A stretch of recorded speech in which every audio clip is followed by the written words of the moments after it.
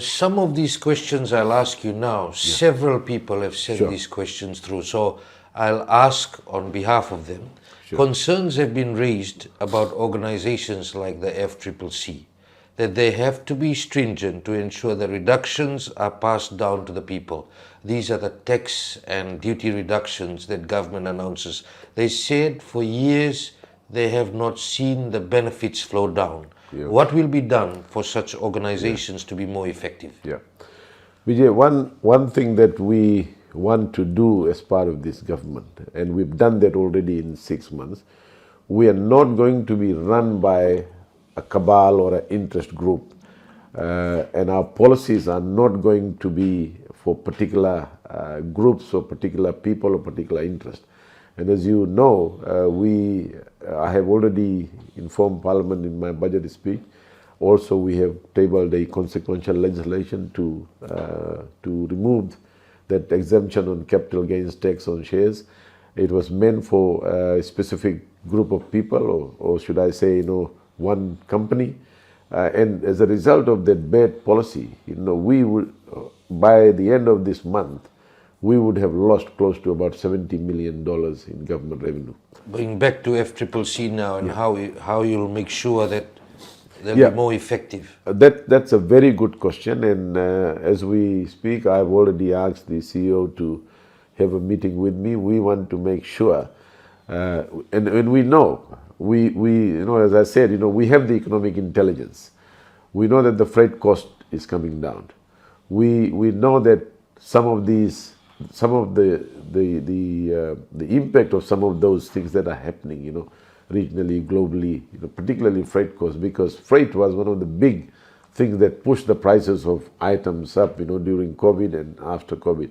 Now it's going down, and you can see that it's already being passed in the reduction of fuel price, and we want to make sure, and I'm going to also have a meeting, a very friendly meeting with all our wholesalers, between the 7 or 8 of the big food importers, we import about more than 90% of them.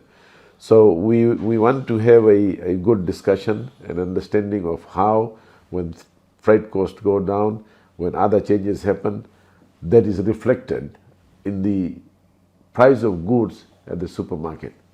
And FCCC will have to play a very, very important role, and we are going to make sure that that happens. And we mean business in this. We want all our businesses to make enough profit. Every business has to look at the bottom line.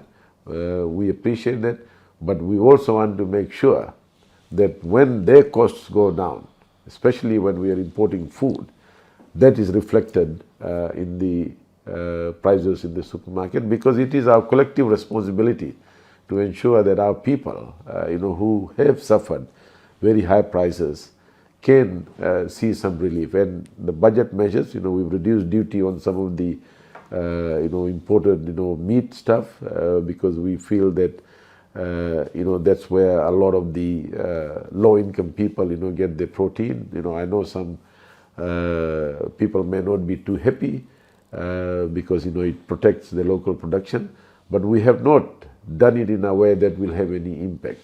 I think in areas where there was shortage, so local prices were going up. I mean, Rewa Dairy was a very good example. We gave 32% protection for a company for 10 years.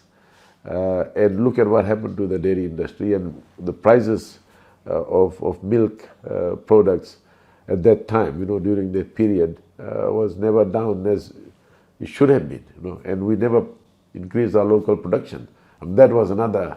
So consumers never benefited. Consumers never benefited. The farmers never benefited. One big company benefited because we had given a monopoly, in terms of reduction. And the dairy industry is now in tatters. You have more imports now. So what will be done in that area? As I said in my budget speech, Vijay, we have allocated, sufficient funding for the dairy cooperative. I've had meetings with the farmers before the budget. We are going to put up a very good strategic plan. We may need support from technical people, to ensure that we restore the dairy industry. But it was disastrous. And that was another scandal that I would say that is sad for this country.